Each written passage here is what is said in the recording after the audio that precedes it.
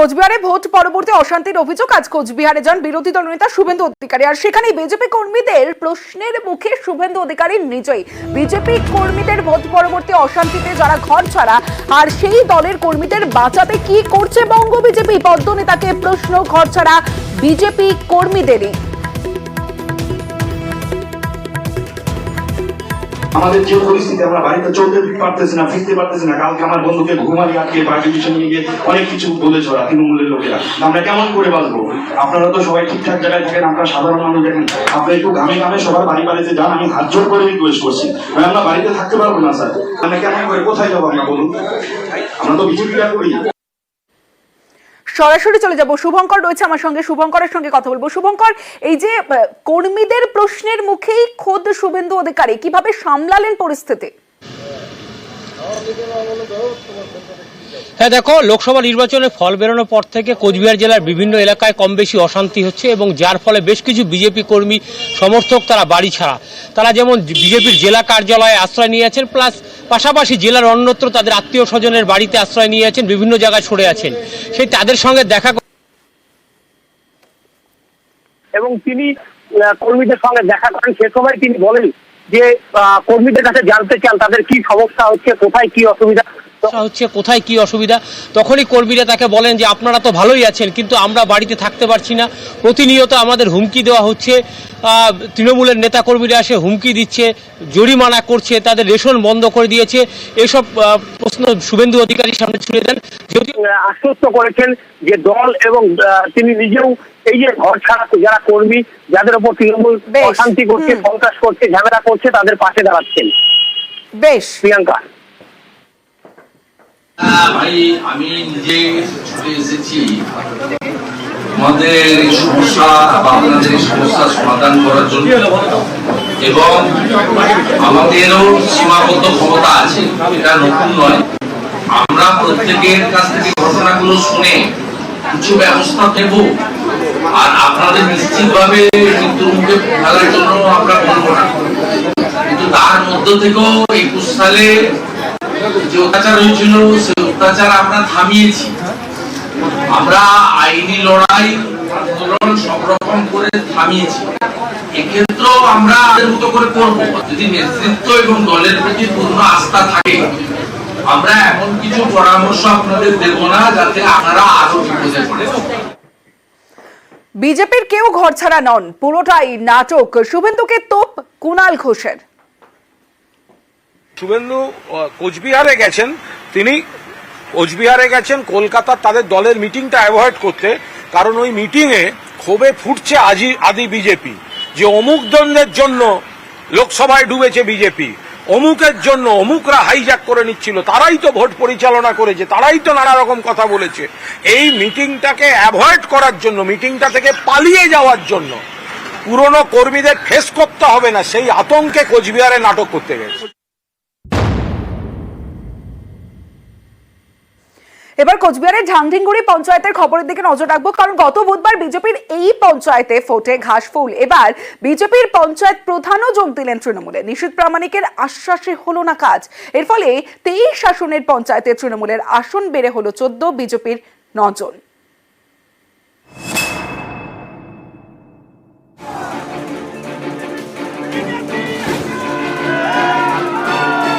কোচবিহার লোকসভা কেন্দ্র, এই আসনটি এবার বিজেপির থেকে ছিনিয়ে নিয়েছে তৃণমূল। তারপর থেকেই নিশীথ প্রামাণিকের জেলায় একের পর এক মধ্যের পঞ্চায়েতে ঘাসফুল ফুটছে।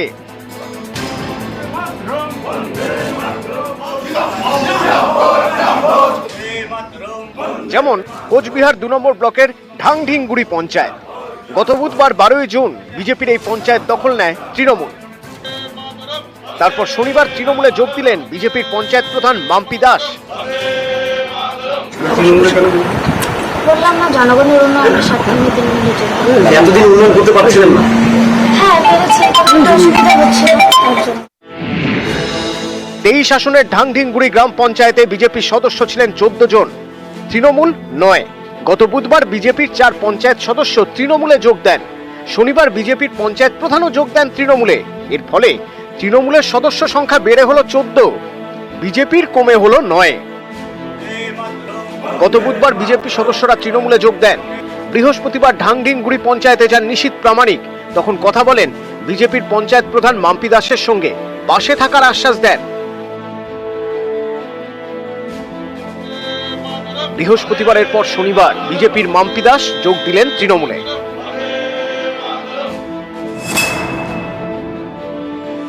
পুলিশের জন্যই আজকে বিজেপির কর্মীরা বাড়িতে থাকতে পারে না, তারা যেতে বাধ্য হচ্ছে।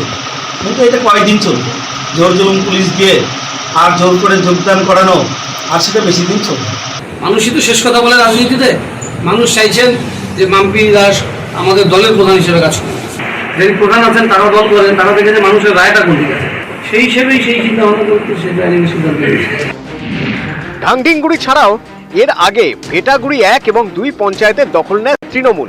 একে একে মাতালহাট, বলরামপুর 2, পাড়াডুবি গ্রাম পঞ্চায়েত পদ্মের থেকে ছিনিয়ে নিয়েছে ঘাসফুল। কোচবিহার থেকে শুভঙ্কর সাহা, নিউজ 18 বাংলা। খেজুরিতে প্রকল্প হুঁশিয়ারি কুণাল ঘোষের। বিজেপি নেতাকর্মীদের হুঁশিয়ারি, বিজেপির হামলাকারীদের তালিকা তৈরির নির্দেশ। তৃণমূলের উপর হামলা হলে অ্যাকশন হবে বলে হুঙ্কার দিয়েছেন কুণাল ঘোষ। সরকারি প্রকল্পের সুবিধা বন্ধের হুঁশিয়ারি কুণালের। বিজেপির কারা সমস্ত সুবিধা পাওয়ার পরেও তৃণমূলের উপর হামলা করেছে। লিস্ট করে রাখুন, কিন্তু লিস্ট দুটো জায়গায় যাবে। একটা যাবে পুলিশের কাছে আইনি ব্যবস্থার জন্য, আর একটা যাবে মন্ত্রীদের কাছে, শিউলিদের কাছে। যদি লাগাম ছাড়া অসভ্যতা হয়, এই ঠিকানাগুলোকে যেন সরকারের কোন স্কিম দিয়ে না পৌঁছয়, এর দায়িত্ব নিতে হবে আপনাদের। কতদিন চৈতন্যটা সেজে থাকবো, কতদিন? কিন্তু যদি খেজুরির মানুষের উপর বিজেপির হামলা চলে, তাহলে পুলিশও অ্যাকশন নেবে, আর যা যা অ্যাকশন নেওয়া দরকার সব অ্যাকশন হবে। খেজুরিতে প্রকল্প হুঁশিয়ারি কুণাল ঘোষ আর পাল্টা কটাক্ষ বিজেপি রাজ্য সভাপতি সুকান্ত মজুমদারের। দেখুন, আমরা চাই যে কোথাও অশান্তি না হোক, খেজুরি হোক বা দক্ষিণ 24 পরগনা হোক বা উত্তর 24 পরগনার হাড়োয়া হোক, যে কোনো জায়গা হোক না। তৃণমূল কংগ্রেসের কাছে আমার অনুরোধ যে আপনারা 29টা সিট পেয়েছেন, ভালো কথা। মমতা বন্দ্যোপাধ্যায় তো কথায় কথায় এগিয়ে বাংলা বলেন, এটা কি এগিয়ে বাংলা নিদর্শন? রাজনৈতিক হিংসা কি কোনোভাবে কাম্য?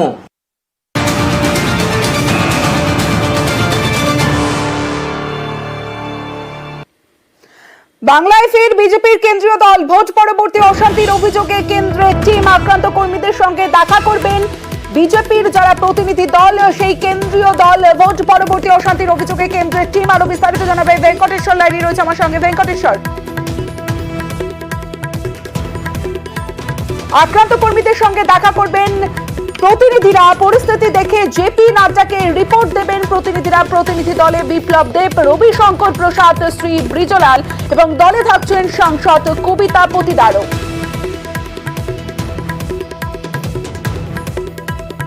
বাংলায় ফের বিজেপির কেন্দ্রীয় দল, আর এই নিয়ে কটাক্ষ করেছেন কুণাল ঘোষ। এসব রাজনৈতিক পর্যটক নাটক করতে আসছে, ব্যর্থতা, গোহারা হেরেছে বাংলায়, তা থেকে নজর ঘোরাতে আসছে। আর কার নেতৃত্বে? বিপ্লব দেবের নেতৃত্বে, ত্রিপুরার প্রাক্তন মুখ্যমন্ত্রী, যার জমানায় যখন আমরা পুরভোট করতে গেছিলাম, তৃণমূলের কর্মীদের উপর গোটা ত্রিপুরা জ্বলছিল বিজেপির তাণ্ডবে। অকথ্য অত্যাচার, নির্যাতন, অপহরণ, মাথা ফাটিয়ে দেয়া। বিপ্লব দেব নিজে একটা সন্ত্রাসের প্রতীক। এই বিপ্লব দেব আসলে আমাদের বিজেপি যে ত্রিপুরায় কত বড় সন্ত্রাস করেছিল সেটা মানুষকে মনে করিয়ে দিতে সুবিধা হবে।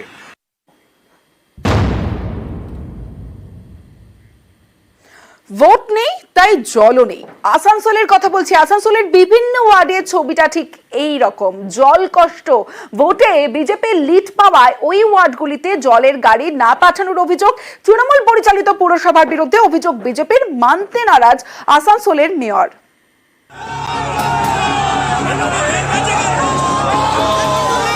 ওয়ার্ড থেকে লিড পেয়েছে বিজেপি, প্রতিশোধে বন্ধ পুরো পরিষেবা, এতেই জলকষ্টে স্থানীয়রা। এই অভিযোগে আসানসোলের তরজা তুঙ্গে। বিজেপি লিড পেয়েছে বলে তাদের জল ট্যাঙ্কারের জলও বন্ধ করে দেওয়া হবে? কেন এই দ্বিচারিতা কেন? কর্পোরেশনের এই অধিকার কে দিয়ে দিল যে ওনারা এটা বন্ধ করে দিলেন? বিভিন্ন দিন বিভিন্নভাবে অভিযোগ করবে, বলার কিছু নেই, করার কিছু নেই ওদের। গত 3 দিন 4 দিন থেকে যে বৃষ্টি হচ্ছে, ঝড় হচ্ছে, তাতে লাইনের প্রবলেম হয়েছে বিভিন্ন জায়গায়।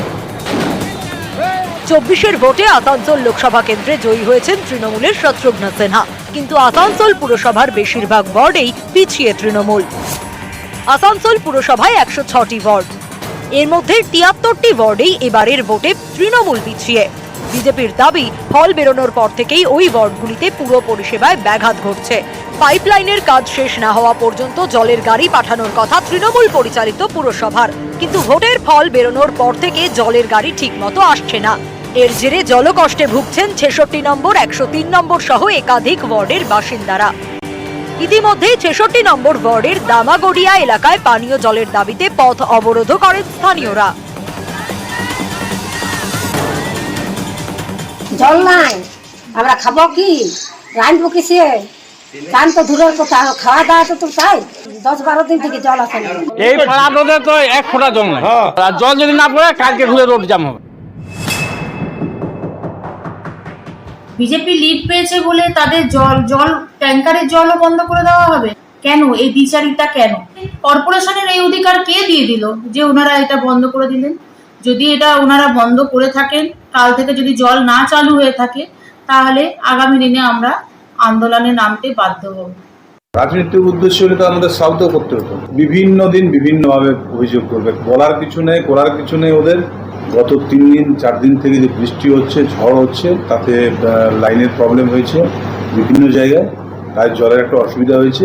আমরা চেষ্টা করছি যেখানে যেটুকু প্রবলেম আছে সেগুলো সমাধান করে দিতে। আসানসোল থেকে দীপক শর্মা, নিউজ 18 বাংলা।